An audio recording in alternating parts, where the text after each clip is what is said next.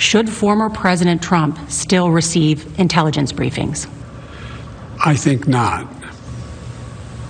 Why not? Because of his erratic behavior unrelated to the insurrection. I mean, you've called him an existential threat. You've called him dangerous. You've called him reckless. Yeah, I have, and I believe it. What's your worst fear if he continues to get these intelligence briefings? I'd rather not speculate out loud. I just think that there is no need for him to have that intelligence briefing. What value is giving him an intelligence briefing? What impact does he have at all, other than the fact he might slip and say something? And so that was a very clear question. And, Biden doesn't tiptoe, because that's a tough question, because historically, presidents have been included in security and intelligence briefings, and there's often been an effort by the current president to seek counsel and advice and support from former presidents, even from across the partisan divide, because whether or not you have major, sometimes fundamental disagreements with the guy that did it before you, there's only ever like 5 or 6 at most presidents alive at any one time.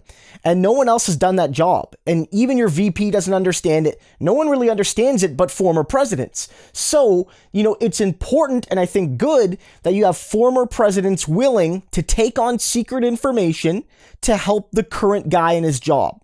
But Donald Trump is not a typical former president.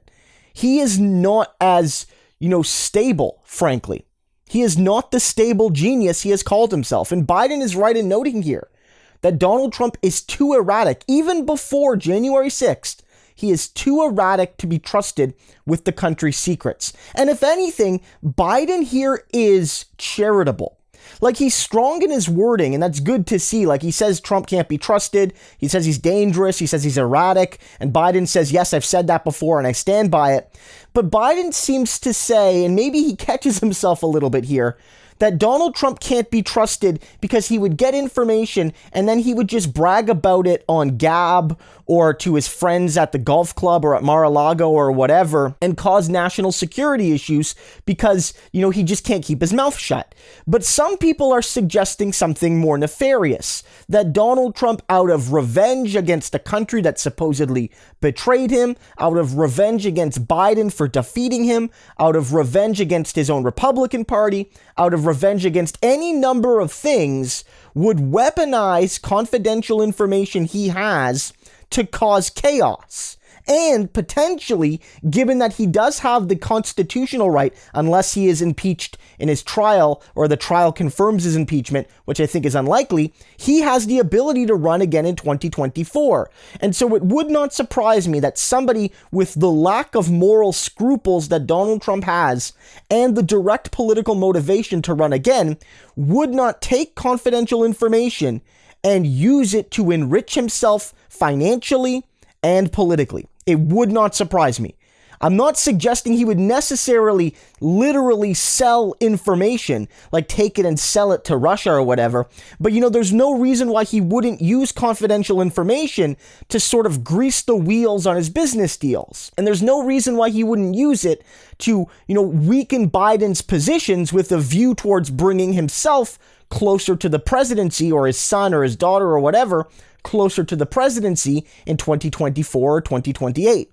He can't be trusted. This isn't George Bush Sr., who I have a lot of issues with, who lost and for the most part was gracious in defeat and, was trusted with the secrets. Donald Trump can't be trusted.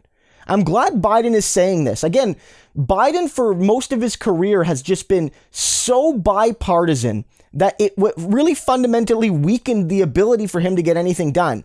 But whether it was him talking down Republicans on stimulus, or whether it's here basically saying that my former Republican colleague is untrustworthy, I think there's a sign that he's starting to have enough of this Republican, bad faith approach to democracy. Donald Trump can't be trusted with the country's secrets. No reasonable person should disagree with that.